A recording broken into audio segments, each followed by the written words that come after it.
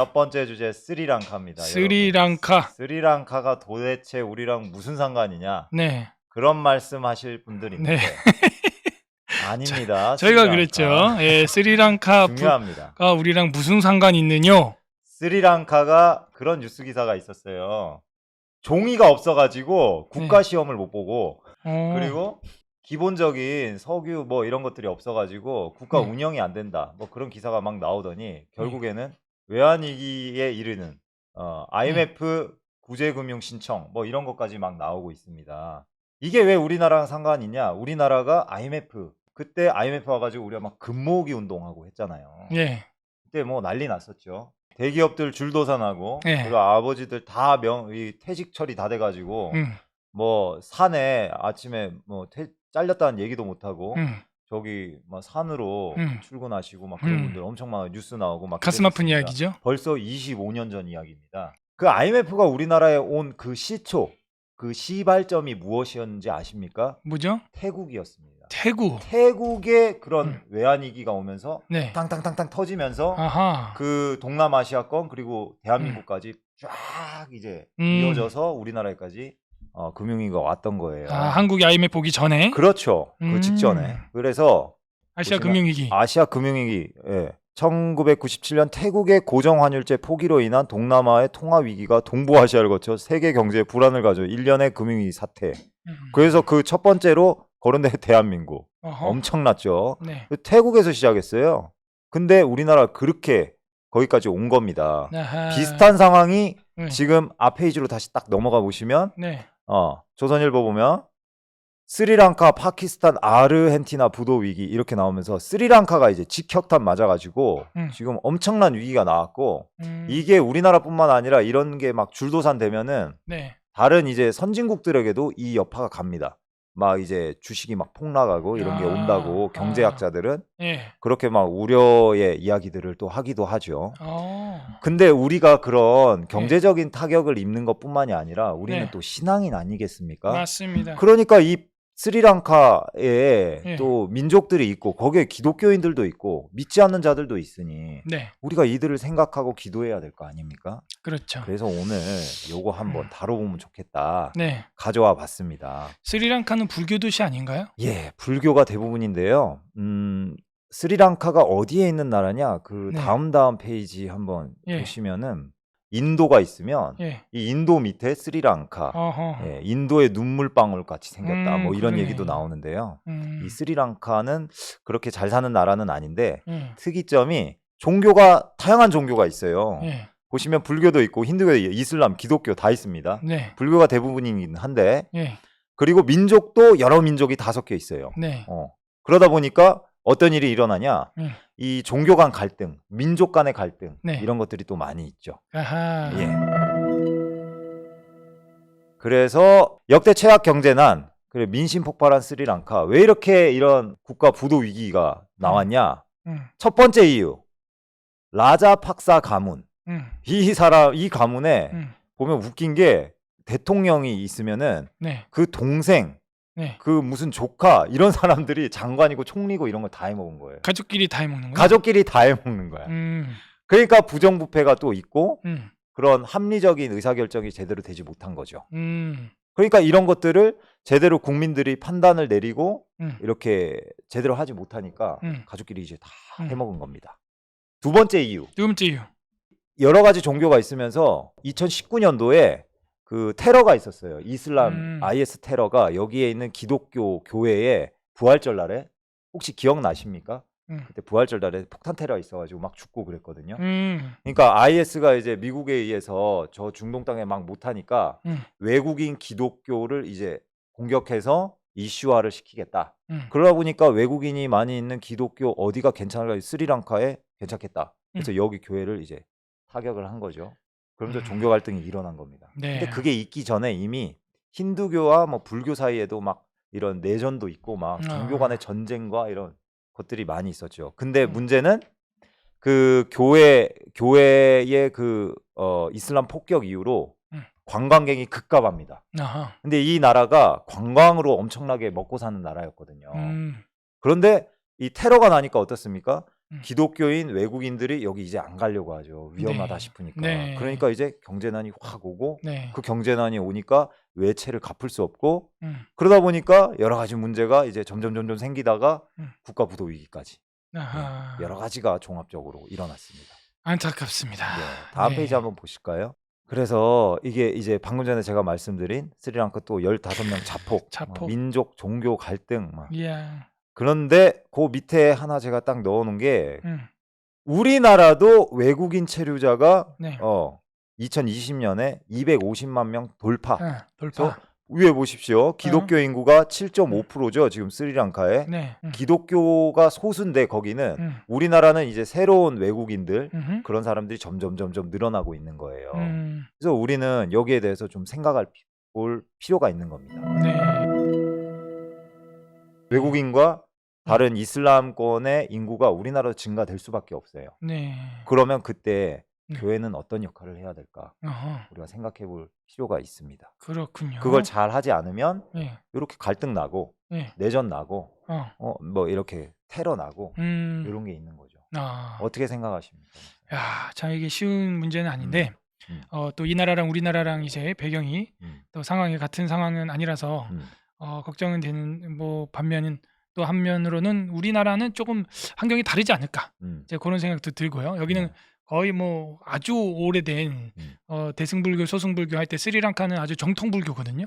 그래서 완전 거의 뭐 70% 이상 그 승려들이 이제 거의 국민들의 대다수가 되고 그렇게 사는데 우리는 뭐 사실은 뭐 기독교라고 해도 무슨 뭐 목사들이 대다수 뭐 그게 아니잖아요. 사실은 신자들이지 신자들이고 그리고 뭐 우리가 개혁주의 정통 무슨 스위스 제네바 신학을 하는 그런 사람들이 표방은 하고 있지만 사실은 장로교 안에서도 그렇게 뭐 파이브 솔라나 뭐 소위 말하는 그 튤립이라고 하는 교리나 이런 걸 철두철미하게 지키려고 하는 게 있냐 과연 기독교 안에서도 지금 차별금지법 찬성하는 판에 어떤 그런 종교적인 뭐라 그럴까 배타성이 있는가 절대성이 있는가 거룩성이 있는가 조금 요게 이제 스리랑카 같은 경우는 우리랑 조금 다르지 않을까? 근데 문제는 뭐냐면 그게 배타성의 문제가 아니고 이제 이 인구 증가가 되면은 서로 계층이 나눠지면서 하위 계층이 존재하게 되는 거죠. 어떤 민족이나 어떤 종교가 가진 계층이 하위 계층으로 가는 겁니다. 마치 우리나라의 그 노가다 이런 현장에 외국인 노동자가 이렇게 있듯이 그러면은 상위 계층과 상위 계층에 대한 불만이 점점 쌓이는 거죠. 하위 계층에 대한 그게 이제 터져 나오면서 이제 반발감이 서로 작용하고 이제 그게 테러로까지 이제 나는 항상 밑에 있던 그 하위 계층으로만 살 수가 있냐 이런 거는 왜 나를 차별하냐 막 이런 쪽으로 되면서 불만이 폭증하고 그게 또 어떤 여론으로 이렇게 모아서 그게 이제 이렇게 갈등으로 심화되는 경향이 많이 있는 것 같아요. 근데 이제 불교 자체가 원래는 그런 갈등을 없애고 싶어가지고 고타마 시타르타가 뛰쳐나간 거 아니겠습니까? 그렇죠. 그런데 그 이제 힌두교 그런데 이제 불교 안에서 또 그런 게 있다는 것도 좀 아이러니하고 그죠. 반면 이제 기독교는 완전 그 반대죠. 그죠? 예수 안에서 종이나 주인이나 헬라인이나 로마인이나 뭐 유대인이나 차별이 없다. 남자나 여자나 차별이 없다. 사실은 그게 기독교 핵심이거든요. 네. 그렇기 때문에 만약 기독교가 제대로 정착을 했고 개혁주의 기독교가 성경대로 정착을 했다면 오히려 여성 진정한 의미에서 여성 해방 이런 것들이 일어나지 않습니까? 우리 대한민국 현대사만 봐도 옛날 조선 말기 때만 해도 여자들이 그 직업을 갖고 머리를 파마를 하고 풀어 헤치고 댕긴다? 쉽지 않죠. 근데 이제 그리스도의 복음이 들어오면서 아이들과 노예들과 여자들에게 자유가 왔고 또 이제 첩제도나 이런 것들이 없어졌잖아요. 그런 것들이 오히려 기독교가 제대로 정착이 우리 한국에 된다면 오히려 그런 차별이나 억압이나 배타성이 아니라 이제는 오히려 그들을 더 존중해주고 그들 중에서도 목사가 나오고 또 그죠. 외국인 노동자들을 우리가 선교를 해가지고 그들 중에서도 그죠 선교사들이 나올 수 있도록 우리가 현지에 가서도 하는데 온 사람들 있잖아요. 네네. 그 사람들을 해서 해야지 여기서 이런 소수의 종교자들을 우리가 소외시키고 왕따시키고 그게 아니라 우리가 가든지 보내든지 go or send잖아요. 왔으니까 오히려 우리가 그들을 더 섬겨주는 네. 그게 기독교의 강점이잖아요. 네. 섬김, 맞습니다. 사랑. 네. 오히려 우리가 뭐 가난한 자, 힘든 자, 병든 자를 눈물을 발을 닦아줘야 되잖아요. 외국인 노동자들이야말로 사실은 우리가 닦아줘야 되는, 그죠? 섬겨줘야 되는, 또 복음을 전해서 선교사로 그 나라로 다시 돌려보낼 수 있는 그런 역할을 우리가 해야 되는 거죠. 맞습니다. 예, 그러니까 어떤 민족주의나 이런 것들을 조금 뛰어넘는 그런 사랑의 마음이 있어야 될 것 같아요. 제가 경험한 게 뉴질랜드에서 제가 2년 살았거든요. 네. 거기 있으면서 제가 어떤 걸 경험했냐면 그 캄보디아 출신 난민 신청을 해서 오신 나이 많으신 분이 있었어요. 네. 난민으로 왔는데 열심히 일해가지고 성공한 케이스. 성공을 해가지고 그분이 크리스천이 돼서 음, 기부를 그렇게 많이 하는 거예요. 잘하네. 그리고 교회를 세우고 이러는 것에 굉장히 선한 역할을 하는 겁니다. 필요합니다. 제가 그걸 보면서 야 진짜 그런 어떤 자유가 보장되는 누구든지 열심히 하면은 그럼요. 예 자기가 할 수 있는 무엇이든지 자기가 열심히 하면은 얻을 수 있고 그것을 다른 사람에 나눌 수 있고 권한을 가지게 되고 기독교 정신을 가지고 좋은 일을 할 수 있는 그런 어떤 배경이 잘 형성되어 있는 거 보면서 네. 야 이런 역할이 그리고 또 그 나라에 보니까 그 기독교 교회들이 그렇게 난민들을 위해서 이제 되게 많은 사업들을 하더라고요. 자선 사업이나 이런 것들을. 그래서 그 난민들이 다시 교회를 다니고 또 선한 일들을 많이 하고 선순환이 많이 일어나는 거 보면서 야 그런 생각도 많이 하게 됐어요. 우리나라도 그런 어떤 민족이 다르지만 그들에게 예수님의 복음이 전해져서 그들이 진리를 따르게 되고 그들이 오히려 교회를 세워나가는 그 일들을 보게 될 때 아 우리도 그렇게 되면 참 좋겠다. 가장 이상적인 지금 샘플을 이야기하신 거고 사실 외국인들 노동자들 저희가 지금 제 사는 집도 이제 김포에서도 강화 쪽에 가까운데 외국인들 노동자들 그 공장 근처에 많거든요. 주말 되면은 맨날 개천 옆에 그 배구장 와가지고 그 외국인들 막 한 2-30명씩 모여가지고 운동도 하고 하는 모습을 봐요. 한국인 거의 없거든요. 그러니까는 그 외곽 지역은 지금 다 외국인들이 그 많이 와서 노동자로 있는데 제일 이상적인 거는 그 사람들도 이제는 이 나라에서 얻은 것들이 있잖아요.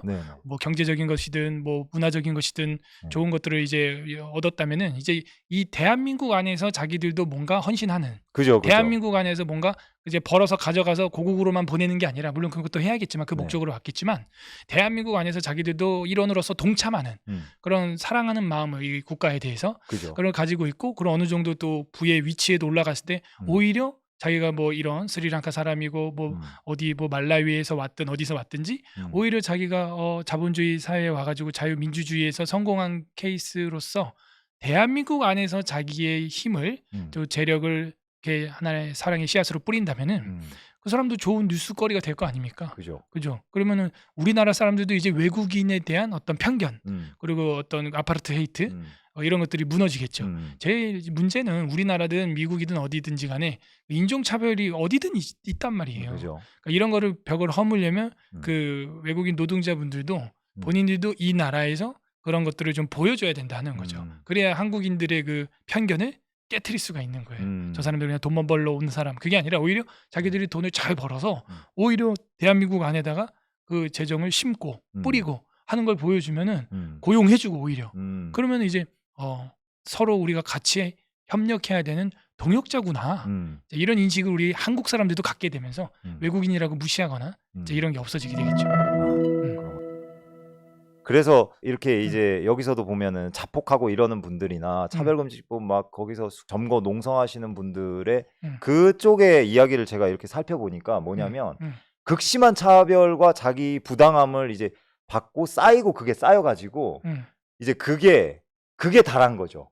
그러니까 이제 이런 극단적인 상황이 막 나오고 그들이 이제 받았던 것들에 대한 울분이 이제 그런 식으로 표출이 되는 것 같더라고요. 그래서 우리 그리스도인들이 먼저 이들의 그런 모습을 좀 바라봐주고 또 그런 상황에 있는 아픈 사람들의 마음을 돌봐준다면 우리가 좀 그들을 하나님의 은혜와 사랑으로 잘 이렇게 인도하고 그런 역할을 좀 할 수 있지 않을까. 네, 우리 덕 국장님은 이제 근로자의 입장에서 말씀을 해주셔서 감사하고 저는 이제 담임 목회를 하고 있다 보니까 늘 이제 CEO의 입장에서 좀 저도 이야기를 하자면은 왜 그러냐면 CEO는 지금 일꾼이 필요하지 초급자가 필요한 게 아니에요, 사실은. 그죠. 그러니까는 그 외국인 노동자들이 왔을 때 초급자들이기 때문에 말도 안 통하고 굉장히 답답하고 네. 그러다 보니까 쿠사리를 주게 되고 그리고 이제 말이 안 통한다고 생각해서 막 욕을 막 해버리고 네. 한국말로 근데 다 알아듣고 상처받고 네. 이제 이런 일들이 생겨요. 그래서 이 외국인 노동자분들도 그런 부분은 좀 이해를 해줘야 돼요. 지금 여기는 일꾼이 필요하고 전문가들 생산직을 하더라도 숙련공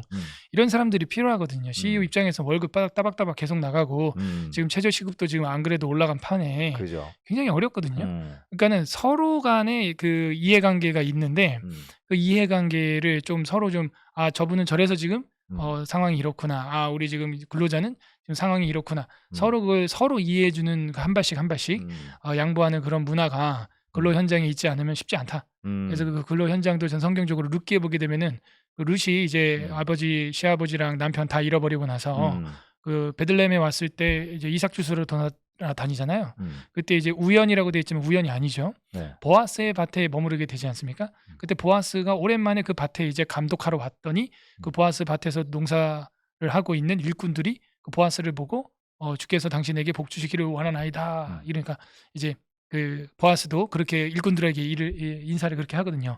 여호와께서도 너희에게 복 주시기를 원한다. 그러니까 이 노사 관계가 그 정도는 돼야 된다. 그 정도는 서로 힘든 상황이다. 지금 서로 힘든 상황인데 서로 복을 빌어주고 잘 되기를 바라고 그렇게 해야 된다. 그러니까 가장